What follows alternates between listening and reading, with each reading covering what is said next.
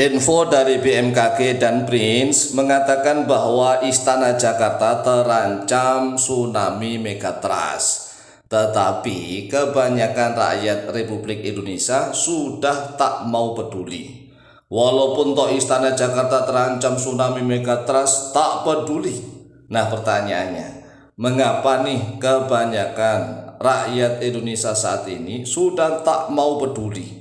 Walaupun toh istananya terancam mau tsunami besar, meskipun toh gedung DPR MPR mau hancur, gedung-gedung pemerintahan mau rusak, silahkan.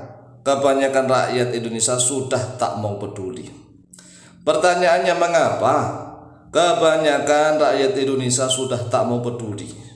Apakah karena mereka sudah mulai bosan hidup miskin, susah, dan menderita? Karena banyak sekali rakyat Indonesia ini yang saat ini masih dalam keadaan hidup susah karena kemiskinan. Mereka menderita, sedangkan mereka setiap hari melihat media sosial, melihat pejabat-pejabat hidupnya mewah-mewah, hidupnya sangat hedon. Mereka para pejabat hidupnya bergelimang harta, bahkan berfoya-foya. Rakyat jelata melihat di media sosial, sehingga rakyat miskin itu semakin susah, sengsara, dan menderita. Kepengen meniru gaya hidup para pejabat, para artis, tapi nggak kesampaian. Sehingga walaupun toh ada informasi gempa megatrust, mau tsunami besar kayak mau apa kayak terserah.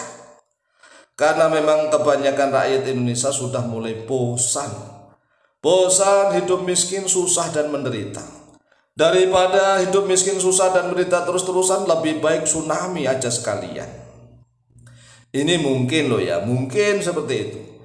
Karena walaupun toh informasi itu disebarkan oleh BMKG dan Prince, tetapi kenyataannya respon dari masyarakat itu ya begitu-begitu saja.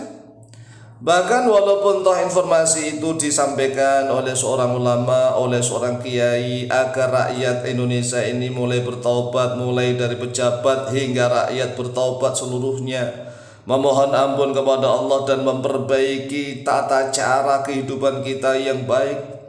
Tetapi kenyataannya enggak.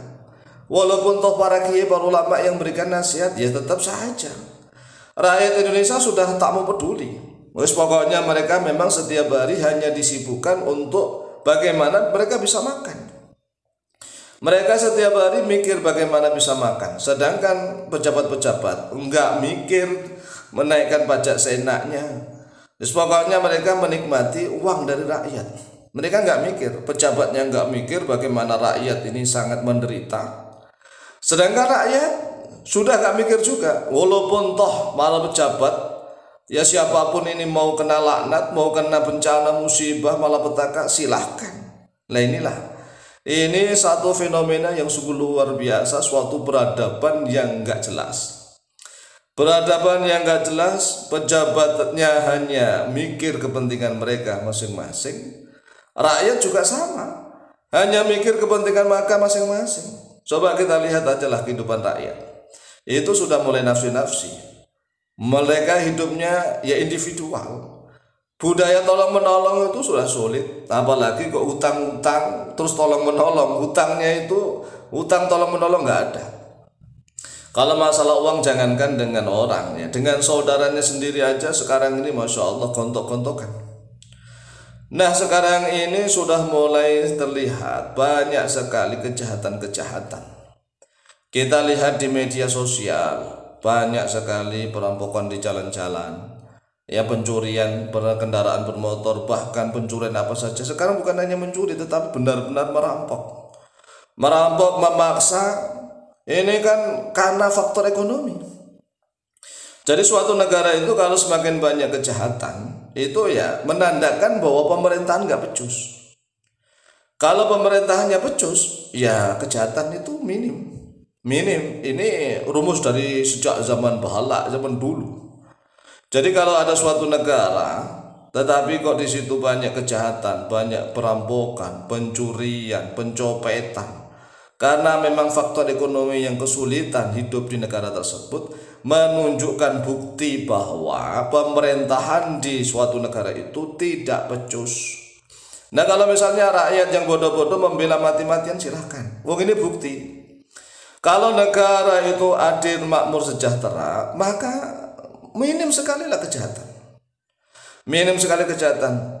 Jadi kalau menurut asas Islam, siapapun yang menjadi pemimpin itu adalah menjadi penanggung jawab dari kehidupan seluruh rakyatnya.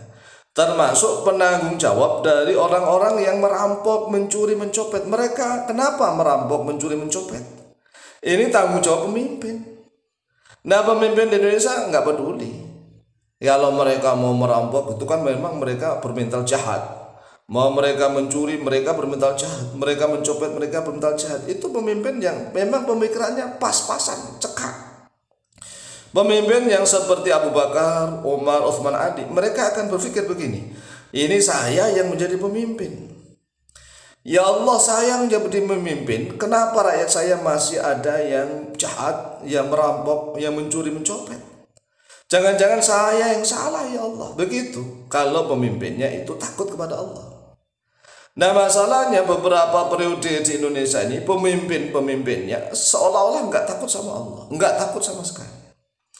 Oleh sebab itulah meskipun BMKG dan BRIN sudah berkali-kali memperingatkan adanya potensi gempa megatrust yang akan mengguncang Pulau Sumatera dan Pulau Jawa, namun kebanyakan rakyat Indonesia tak peduli. Bahkan meskipun gempa megatrust tersebut akan mengancam Jakarta beserta istana dan gedung-gedung pemerintahan RI. Namun sekali lagi, kebanyakan rakyat Indonesia tetap tak peduli. Pertanyaannya, apakah karena kebanyakan rakyat Indonesia sudah mulai bosan? Mulai bosan hidup miskin, susah dan menderita?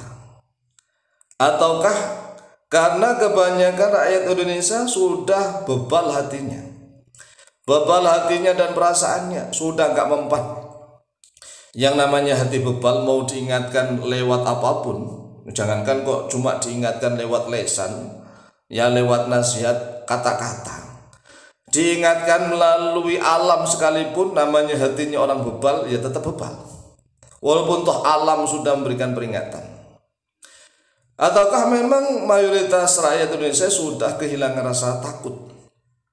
Sudah kehilangan rasa takut karena memang ya selama ini sudah hidupnya sudah susah, menderita, sengsara. Sedangkan pejabatnya ya tadi enak hidup berpoya-poya, sehingga rakyat sudah kehilangan rasa takutnya. Oleh sebab itulah mari kita segera bertaubat bersama-sama, kembali ke jalannya Allah Azza wa Jalla. Demikian, semoga bermanfaat. Lebih kurangnya mohon maaf. Wallahu ta'ala a'lamu bishawab.